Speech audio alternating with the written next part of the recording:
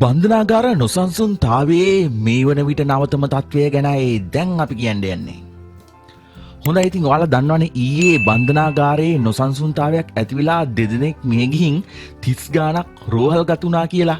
ඉතින් ඒක තත්ත්වය පාලනය කරලා තිබ්බට පස්සේ අද හෙවත් 6 වෙනිදා උදෑසන යලිත් නොසන්සුන්තාවයක් ඇති වෙලා තියෙනවා.